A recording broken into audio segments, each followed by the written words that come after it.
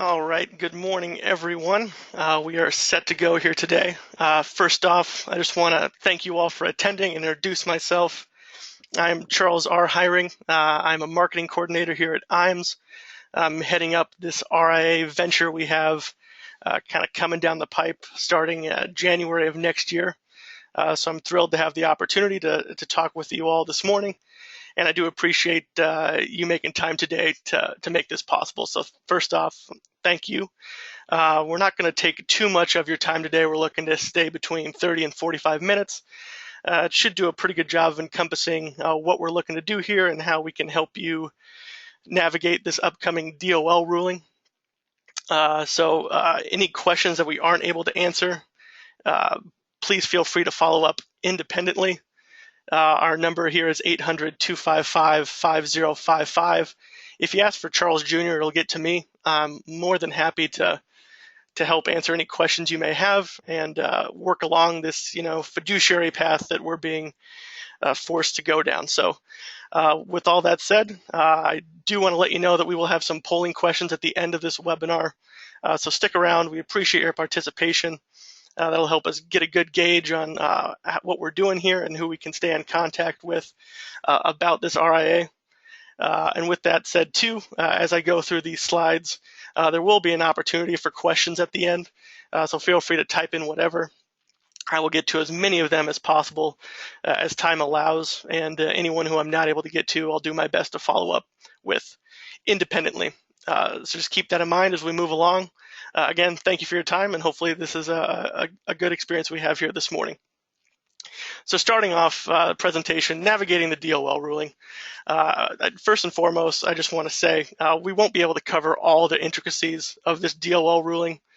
It's 1,000+ pages. It could take all day to go through, and we probably wouldn't even get through the half of it. But what we will be focusing on is the BICE, the best interest contract exemption. And that's kind of the key component for independent annuity producers we're dealing with. Kind of get you up to speed on what IMES is doing to help everyone prepare and how you, the producer, can prepare yourself. So that's a general overview of what we're looking to accomplish today. So moving forward, this is a graphic I ran across a few weeks back, and I think it accurately portrays a lot of emotions that people are feeling regarding this DOL fiduciary rule. It's a perplexing issue, and if you have questions, just know you're not alone. It gets touched on almost every call we have here in our office in some capacity, be it something an agent's bringing up or one of our marketers wants to touch on. It's an important topic, and just know if you're confused by it at all, you're not alone. The DOL themselves, they've had to issue a couple FAQs going over the DOL and the different implications. So that should tell you enough that, a lot of people have questions and they're not getting them answered. So it's a complex rule. It's slowly becoming more clear by the day as more information comes to light and more legal ramifications come down the tube. But if there's a lasting impression I can leave you with today, just know that IMES is exploring all options to help our valued producers continue business as usual, or I guess as closely to usual as possible. So just keep that in mind as we move along here. One other detail before I get too in-depth, I know one key issue that's come up in the past couple weeks since the results of the election came out. A popular thing I'm hearing with people I talk to on a daily basis and other marketers are talking to is that, a lot of people were worried about the DOL ruling. Trump got elected, so now they're thinking, hey, it's gone. No need to worry about it. I wouldn't be so sure of that. It's not on his first 100 days list that has come out. And even if he wants to unwind the rule, it won't be entirely quick or simple. There's a lot of steps that will have to be taken. I will definitely say the door is a little more wide open to have it overturned or delayed than it would have been a month ago. But just know we can hope for the best, but it'd be foolish not to prepare as if this is going to go through. I'm just preparing. We're taking necessary steps to be ready for it, and we advise you all, do so as well. The worst outcome would just be sitting on your hands until April and then having this thing go through as is and having your business adversely affected. And we would hate to see that. So that's why we're being proactive. Our wish is that our producers can do the same, and that's why we're trying to, be as active and out there as possible, having webinars like this, trying to keep everyone as informed as possible on this topic. So going forward from there, just kind of getting into the DOL ruling itself. The United States Department of Labor finalized a rule effective April 2017 that imposes a fiduciary standard on all investment advice to qualified accounts. The previous exemption, 8424, allowed for the purchasing of various insurance products, including all types of annuities, using the suitability standard rather than the fiduciary standard. While this initial exemption remains in effect for traditional fixed annuities, effective with this ruling, the exemption for both variable and fixed index annuities is eliminated when qualified funds are used. These qualified funds will now be held to the much more intensive best interest contract exemption, or the BICE that I had mentioned earlier. And this will affect how producers do business. That's why we're concerned. That's why we hope you're concerned, and that's why we're doing what we're doing. Just a quick rundown on the BICE. It's kind of a 5-prong agreement of sorts. Again, this isn't going to be a comprehensive rundown on it, just kind of a quick spiel to give you guys an understanding of what the BICE entails. One, you'll acknowledge a fiduciary status. That's kind of the main goal. Two, it promises that you'll adhere to impartial conduct standards, meaning you're going to give advice that's in the client's best interests, and you will charge no more than reasonable compensation. Three, you're going to implement policies and procedures to uphold this agreement, basically stating that you have a plan in place to ensure that you're actually complying with this regulation. Four, you'll refrain from incentives that act contrary to a client's best interests. I know incentives have been a big question for a lot of people involved. While we don't have a certain answer yet, it's looking like incentives can still stay as long as they're not carrier specific. But that's something, again, that's evolving, by the day, and we're kind of keeping tabs on here ourselves. Lastly, number 5, you agree that you'll disclose fees and compensation and any conflicts of interest you may have. So all in all, it really is just a rule that's asking you to be upfront with your clients a little more than you have in the past. And moving forward, I guess the big question, what does this mean to the insurance producer? Well, effective April 2017, anyone selling variable or fixed index annuities using qualified funds for the purchase will be held to a fiduciary standard. Independent producers will need to align with a financial institution to sign off on this BICE in order to fund the purchase of fixed index annuities with the qualified funds. So that is the crux of the issue. Anyone I talk with on a daily basis, that's the point I try to get across, is that in order to continue doing fixed index business, you're going to need to align with a financial institution. So moving forward with that in mind, financial institutions, these include banks, insurance companies, broker-dealers, RIAs, and certain IMOs. One part of this whole deal that is evolving by the day, as you can tell, a lot of this is just the IMO factor. IMS is actively attempting to become a financial institution itself. Initially we heard that it was going to be a rigorous process. You would have to apply for, pass a lot of qualifications, meet a lot of standards, and you could be a financial institution. And then we heard, it's going to be a little less rigorous than that. It's just going to be a set of standards you have to meet. And as long as you're meeting those standards, then you are a financial institution. Since then we heard the contrary, meaning that it's going to be unlikely that any IMOs are going to be allowed financial institution status. So just from that rundown, you can tell it's an evolving topic. We are keeping that in mind as an option and moving forward with that as we can. But to ensure the safety of our producers, we're launching IMS Wealth Management. It's going to be the new RIA side of IMS, who's going to be able to sign off in conjunction with you, the producer, on this BICE to advise and recommend that you're acting in the client's best interests. So that's a little background on why we're doing what we're doing. IMS Wealth Management can help your business in 4 ways, and this is a conversation I have with a lot of producers on a daily basis. One, the obvious perk is complying with the DOL ruling. It is the only sure bet way to comply. The BICE, it's hard to defend best interests if you're only offering annuities or only offering, insurance products. The ability to offer a full service solution will help you comply with any regulators that come around and ask why you're doing what you're doing, especially with this new BICE in hand. 2, it'll allow you to expand your reach. It'll widen your reach, with current clients as well as prospective clients you have.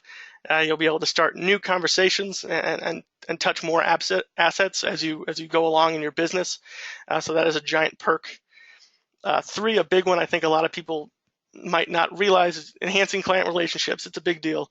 As an advisor with an RIA, you're a fiduciary, and clients know that you are legally obligated to act in their best interests, and they recognize that. You sit on the same side of the table as the client, and they can appreciate that. You're a full service manager of risk, and that's a pretty good marketing advantage over a lot of your competitors that may not be able to meet that same standard.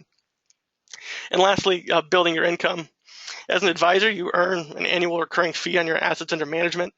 Your payout grows as your clients succeed, and that's about as pure best interest as you can get. When you're looking to act in the client's best interests, when your compensation is directly correlated to their success, that goes right hand in hand with what we're looking to do. One thing I want to mention with people I've talked with, a lot of the sentiment against trying to pursue a managed money business, what I'm hearing, I don't want to manage money, or I don't have time to manage money. With IAMS, just know it's not going to be a very time-consuming process. It's not as if you're going to have to wake up every morning, check portfolio, check the stock market, and rebalance everything yourself. With us, you're going to be more of an asset gatherer and not an asset manager. We're going to be a full-service RIA. We have strategic partners in place and money managers as well to simplify this process as much as possible. The specifics of our RIA are developing daily.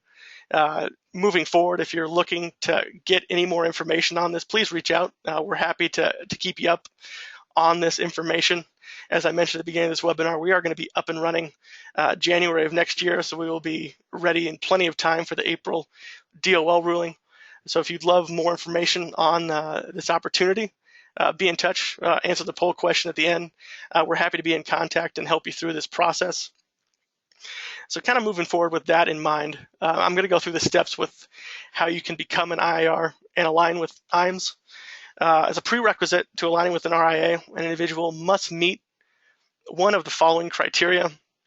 These criteria being, you must successfully complete the Series 65 exam, which we have upwards of 80 to 100 agents studying right now actively, pursuing their Series 65. Secondly, if you hold and maintain a designation as a CFP, CFA, PFS, CIC, or CHFC, you qualify to be an investment advisor. And then lastly, if you maintain both a Series 7 and a Series 66 with a broker-dealer, that qualifies as you as well. That pretty much entails everything the Series 65 does itself. So once that initial prerequisite is met, all it really takes is filling out a Form U4 and paying a registration fee for your state. From what we've been told and what we look at, state registrations anywhere between $40 to $250 annually, depending what state you live in. And on that Form U4, it takes, probably about 20 minutes to fill out.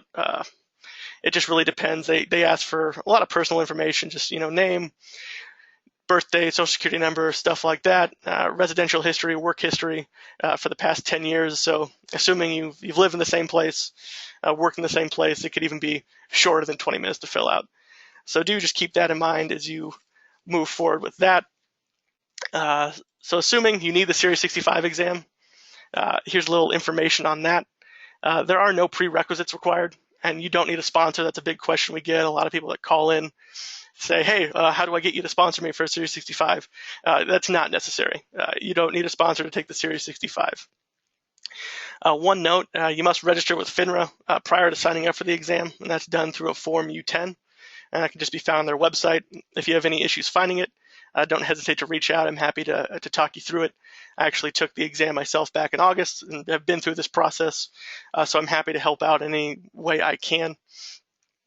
That Form U10 opens your 120-day window to take the exam.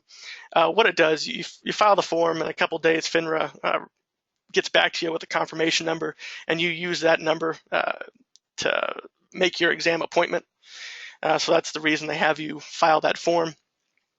At the time of filing this form, that's when you actually pay your exam fee, $165 to take the Series 65. And if your exam window closes, meaning you don't take the exam within that 120-day window, or if after you file your Form U-10, you say, hey, I don't really actually want to take the exam, just know that that $165 isn't refundable. So keep that in mind as well. The exam can be taken all over the country, Prometric and Pearson testing centers, Monday through Saturday. Assuming you plan in advance far enough, appointments are widely available. We have noticed, at least through producers who are actively pursuing their exam, appointments are reserving a little quicker than they have in the past. And, that we're assuming is attributed to April getting closer and closer and people realizing that this is a way to comply with that rule. So they're going out and making these appointments, reserving their testing period and increasing demand. So remember that as well as you're looking to make your exam appointments. The Series 65 is a 3-hour exam. There's 130 questions, and you need a 72% to pass. Keep in mind, every question does matter. We had a guy actually a few weeks back who was one question short, which is, a tough thing to deal with. Just know as you're going through the exam, every question does matter. It is a closed book exam, but they do give you a calculator and some scratch paper when you do arrive. And if you do not pass, you wait 30 days until you can retake the exam. And if it takes you 3 tries, I believe, then they make you wait a longer period of time to take the exam. I'm not going to get too much in detail on what the exam covers, but this is more meant just to give you a general idea of what you could be looking at. It is a legal exam, so keep that in mind as you're going forward. The exam consists primarily of 4 units. First one being laws, regulations, and guidelines. And there's investment vehicle characteristics, economic factors and business information, and client investment recommendations and strategies. From my own experience and from talking with agents who are currently studying and taking the exam, the first unit is the unit that is the most time-consuming and the most challenging, which doesn't do anyone any favors just because that's what you start out reading, and it's a little intimidating. It does go a lot into legal aspects of the Series 65 and in the topics that apply. So just know if you can get through that, sections 2, 3, and 4 that you deal with, a lot of that, 1, you'll be already familiar with just from general business dealings. And 2, as an insurance and annuity producer already, you'll be familiar with a lot of that as well. So don't be surprised if you get through that first tough unit and you realize from there it's a lot smoother sailing. So recognize that as you're going through. That's I guess a mini pep talk I give to anyone who's taking the exam. We have even some people here in our office taking the exam, and that's something I try to reiterate to them as they're coming to me saying, hey, this is a pretty tough test. It's tricky at the beginning. Yes, I agree, but just know it gets easier as you move along. It's something that you can't expect, just to review on your own and just take the exam impulsively. We do recommend study materials. The 2 we recommend most are Kaplan and test teachers. Kaplan is what we have been advising to agents so far. It's what I actually use myself, and it was a really helpful tool. 1, just because you get a book so you can read it in hand. With that, depending on what package you buy, you can get a spectrum of online accommodations as well. I kind of did their self-study package, meaning I had the book as well as an online question bank and taught myself along the way, meaning you read a section, quiz yourself on that section and repeat that until you feel like you have a good knowledge base for that material, and then move on. Continue doing that as you go by and eventually chug your way through the whole book. Other packages they have do include online webinar classes where you can actually read the book and then check in with these 15, 20-minute webinars per section, just kind of keeping you as a checkpoint, I guess is the best way to explain it. Otherwise, they do have live classes available. We have agents who have taken advantage of that. When you buy the package, you actually schedule the class you're looking to go to, and it's a 2-day class you go. We've heard good reviews. 1 key takeaway, though, I do want to reiterate. Do know if you sign up for that 2-class option or even the webinar option, those 2 parts of the packages are not meant to be your primary learning tool. They're more meant to be a supplement to the book and the questions. So what I tell guys and the ones who have had success going to these classes, read the book as if you're doing all the preparation yourself, have a basic understanding of everything, and then as you get to this class, then you'll be able to participate, actively learn, and really entrench the information into your mind where you need it. One other thing I recommend from that too is it's probably a good idea to take the exam soon after you take this test, or pardon me, take this class. We've had people who have taken the 2-day class and then done the exam the very next day. And I think that's the best way to do it, just because the information's at the top of your mind. It's not giving you a chance to, procrastinate any further or forget any information you learned. I think it's the way to best use your time. So if the in-person class is the route you want to take, that's how I would recommend doing so. So I know that was a little bit of a rant, but the key takeaway, which package you choose is truly a personal preference. Some may prefer to observe and learn through recorded classroom lectures or the in-person lectures. That is fine. There's no wrong or right way to do it.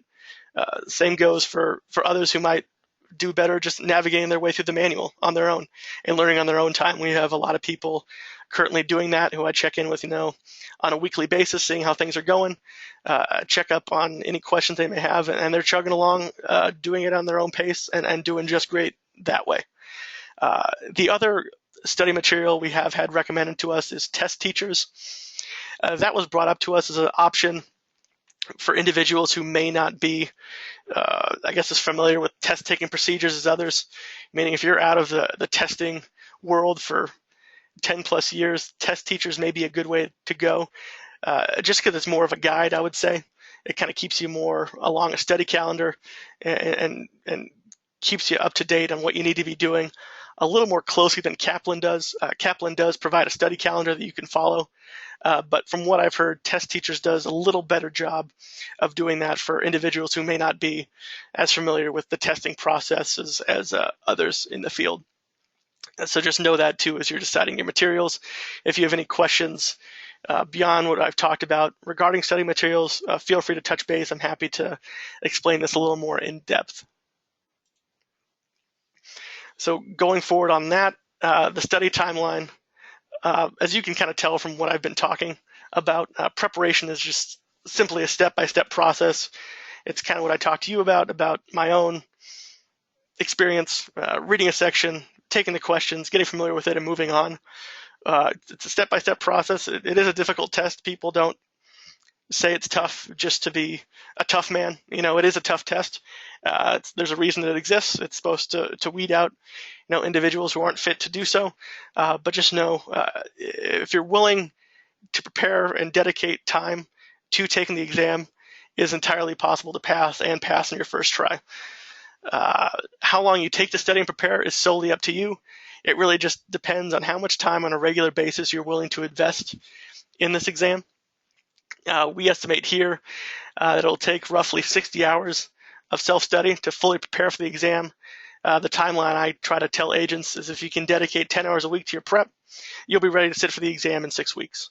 I think that's a pretty fair timeline, especially this time of year is a good time to capitalize on this opportunity just because it is a little slower. If you can dedicate 10 hours a week, some people do that in 2 5-hour blocks. Other people, do one day on the weekend, that's their study day, or a couple hours a night. There's no right or wrong way to do it. It just depends whatever works best to you and how you can succeed. There's no blueprint. Just know, however you learn best, that is an entirely appropriate way to go. If you have any questions, though, regarding on what worked for me or what's working for other agents we're dealing with, again, don't hesitate to reach out. I'm happy to explain that a little bit further as well. One thing I will touch on is just common mistakes that people run into taking the exam.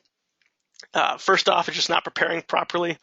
And this is kind of, a two-prong issue. One, if you're not doing well on pretest, you can't expect to do well on the exam.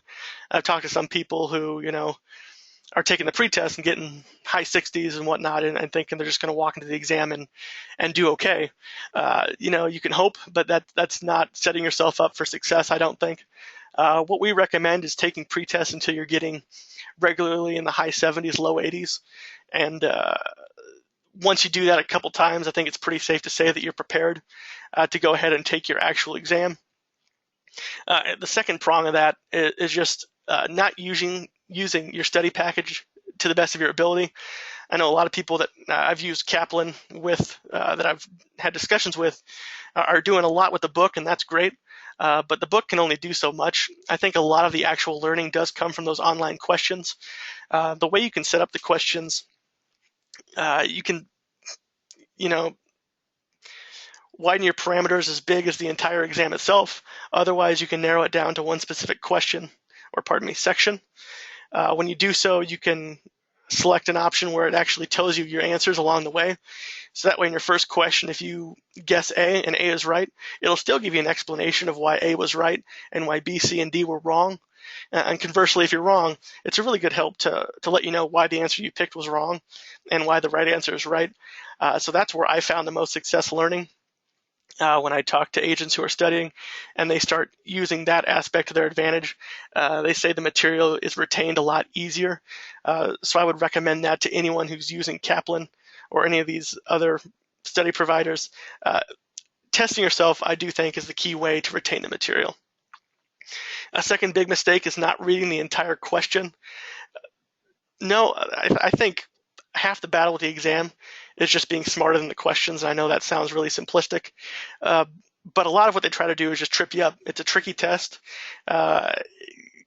People I talk with, they get a little frustrated, honestly, just because they call in, they're saying, hey, these questions, they're a little backwards, or they're trying to trick you. Well, I mean, that's not wrong. That's kind of what the goal is. They're trying to weed out anyone who's not fit to be doing this. So just know that in mind as you're reading these questions. The test is meant to trip you up. So look for your buzzwords. Certain questions, will ask which answer is not. So if you don't read that not as a buzzword and you just immediately go to the answers and you think, oh, A's right, you click on A, you didn't read the entire question. So answer C is the one that doesn't apply, and that's actually the right answer. Same goes for questions that ask you, all are correct except. Stuff like that. You need to look out for those buzzwords. Read each question slowly, even twice sometimes helps. That's a good way to make sure you don't lose those one or two key important questions that might be the difference between a 71 or a 73. A third common mistake is not going with your gut.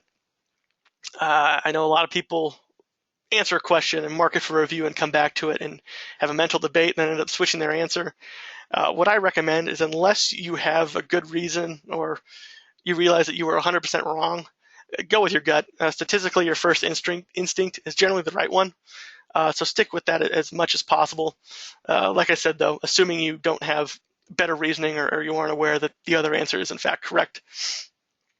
And lastly, one that I found actually helpful is not using the test questions to your advantage. That's a key mistake, I do believe.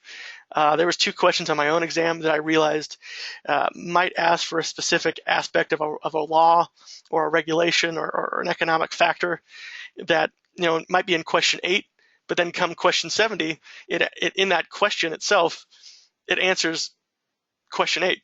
So keep that in mind. If there's an answer you don't immediately know, you can mark it for review. And so that way, if you go on to the test and you say, hey, that's actually what I was unsure about back on that 8th question, you can go back and fill that out, no trouble. And that's an easy way to, I think, snip off a few extra points that you might otherwise be guessing on. So just know that as well. Finishing off here, before we get towards any questions we have, just know IMES is a resource. We're looking to stick with you and help you, the producer, retain and expand your business. This is a unique time in the industry. Frustration is understood, but do realize that a great opportunity exists, not only to keep your current business, but expand your business a little bit further. And as we wrap this up here, I know this was a fairly brief rundown on kind of the DOL ramifications for annuity producers, what IMES Wealth is looking to do to help you out, and the necessary steps to align. We kind of wrap this up in a pretty succinct, I think, 30-minute fashion.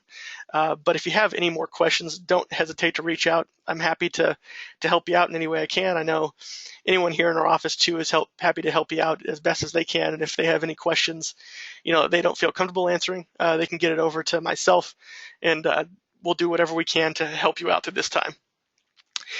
So with that said, I am going to launch a poll question. My contact information here is below. That is just how you can reach out to me, along with the phone number. But with this poll question, would you like to learn more about IMES Wealth Management?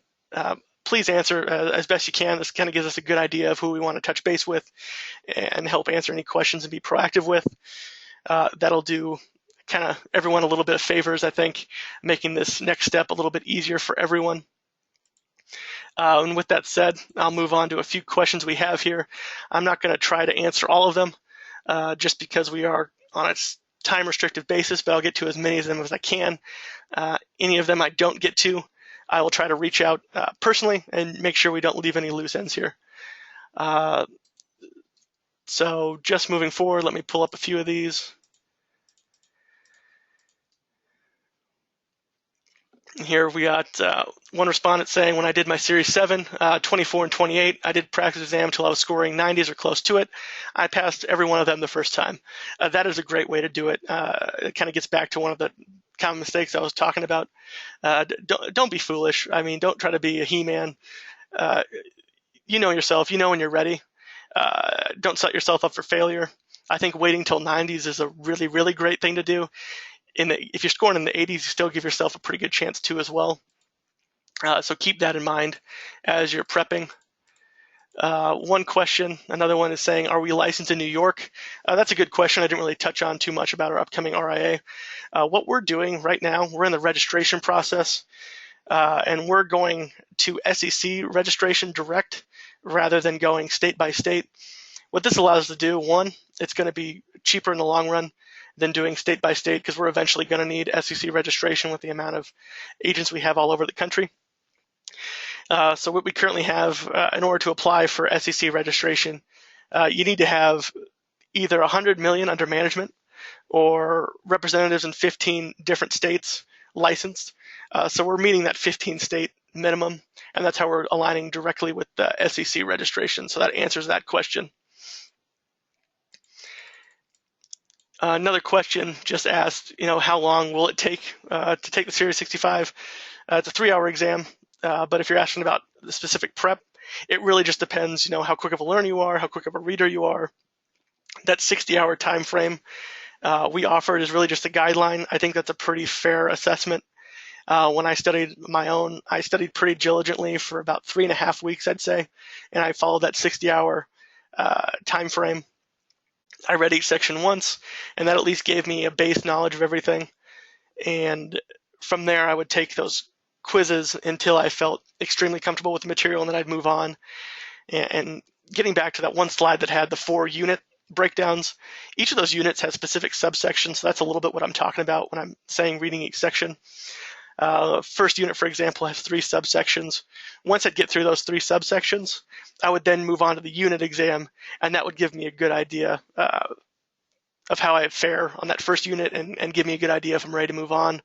Another thing that I just popped into my head just from conversations I have with different agents, I know a lot of people get discouraged if that first little quiz they get, in the 40s or the 50s. Don't be. You're not alone. That's probably the majority of it. If you're any higher than that, pat yourself on the back because you're kind of in the top echelon.